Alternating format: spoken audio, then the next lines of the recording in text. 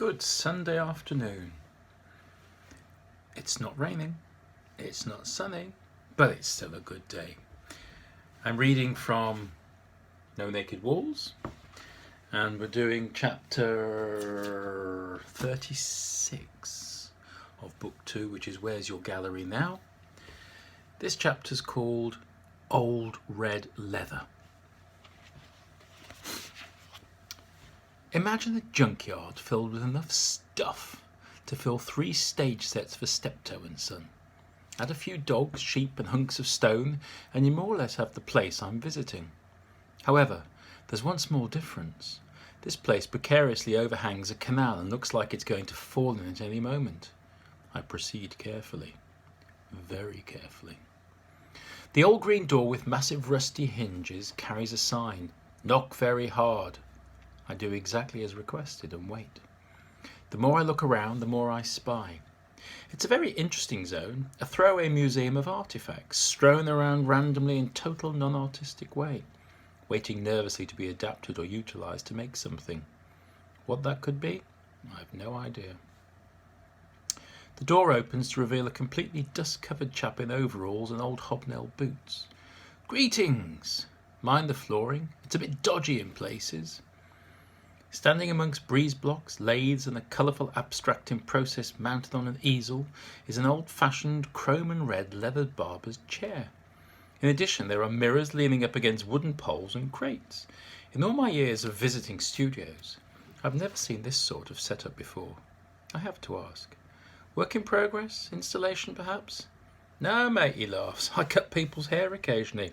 Some of the women love it. My name's Rudolph, but everyone calls me Randy. A white, dust-covered hand is projected in my direction.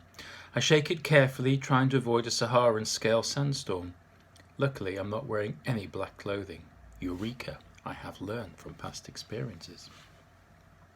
The dust still flies everywhere, including at my nostrils, inevitably clogs the back of my throat. Trying to cough and still sound like a professional gallery owner, I attempt to strike up a relevant, fact-finding conversation. So what...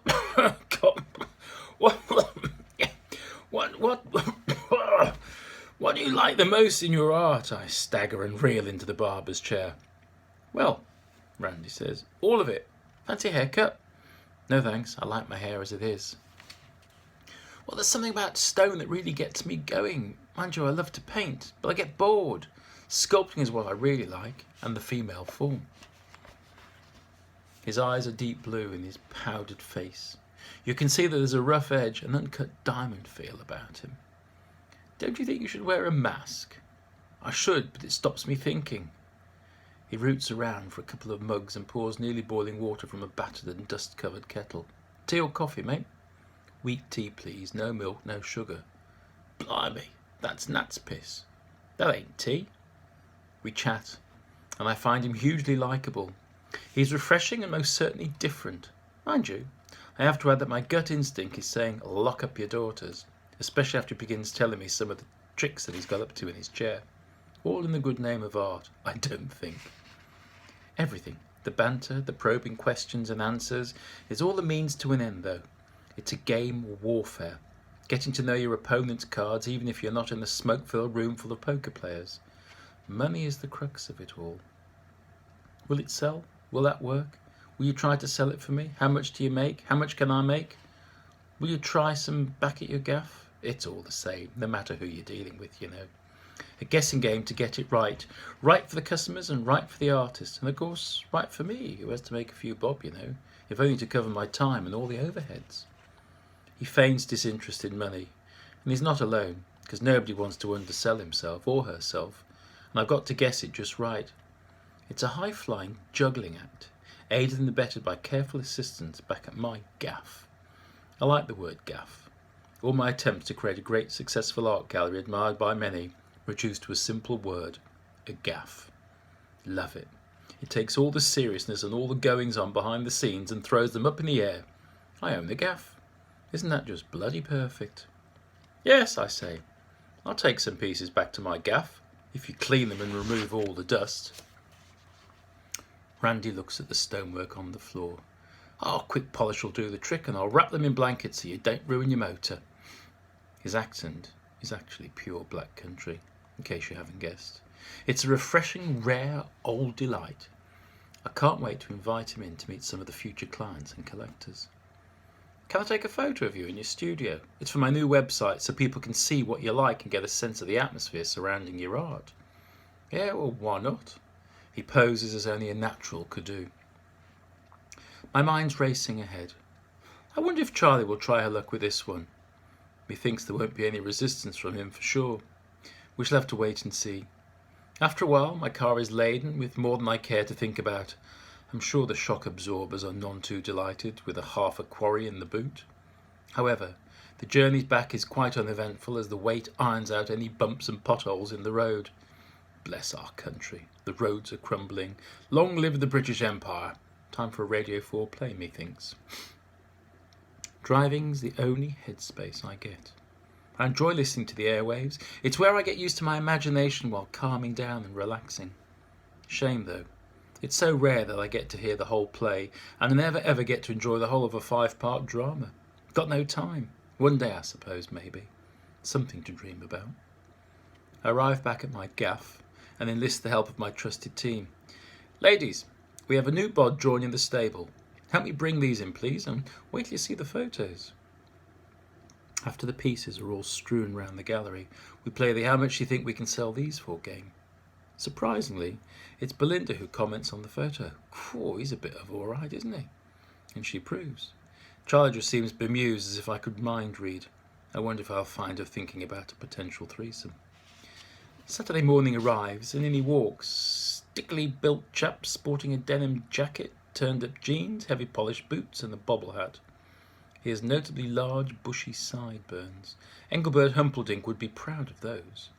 He resembles nothing so much as a Liverpool docker. He slowly turns 360 degrees with his hands on his hips before giving his opinion. Nice gaff, Chief. Fancy a cuppa? No gnat's piss. Honest. Smashing. Ladies, let me introduce Randolph. Oh, everyone calls me Randy. Charlie's ears pick up, and I swear I hear her mutter. I bet he is. She turns to me and delivers that knowing smile of hers. Belinda looks equally smitten, like she's about to donate her knickers and throw them at him. For a moment the gallery seems to become a stud farm where willing cows wait in turn to be mounted by the bull. Everyone knows this, and my role is only to play at the farmhand. Oh, what joy. You can play games after work, thank you, Belinda. Show Randolph his inventory. I said inventory. And get him to sign the paperwork. With pleasure, she drawls. They sit down in the far corner, emitting chuckles and giggles at regular intervals. I've never seen Belinda acting so girly and coy. It's hilarious. I stroll over with his cuppa. Here are them. 1 cup of builder's brew. Maybe Randy would like something stronger, Belinda says, lovingly lost in our sculptor's eyes. I don't drink, love. Tar anyway. Tea's my favourite tipple. I used to drink like an horse and get into way far too much trouble. I just about manage now with tea. Lots of cups, mind. You'd swear Adonis was talking with bells and angels flying around. Belinda is seriously mesmerised and loses his attention only because a couple walk in to browse and the woman starts admiring one of Randy's pieces. In a jiffy he ups, introduces himself as the artist, and within 5 minutes she has to buy the piece. Now that's amazing. It's a sort of sexual magnetism that does it, I think. Belinda glides over to escort them to the desk to do the paperwork. That's an expression in the trade meaning you're going to pay. It's all right, this place. And your brew's not bad either. Well, thank you. Hopefully we shall continue to thrive a few more years now we have your seal of approval. Randy winks. Well, let me know if I can ever help you out at any time. I forgot how much I enjoy selling. Easy, innit, when you know how. All right, I'll take a flyer. Let's do a Meet the Artist Day with you. Turn up in your work clobber, but not as dusty, please. Let's say in 2 weeks, Sunday. That'll be the 17th. All right, Chief. Done. Ta very much.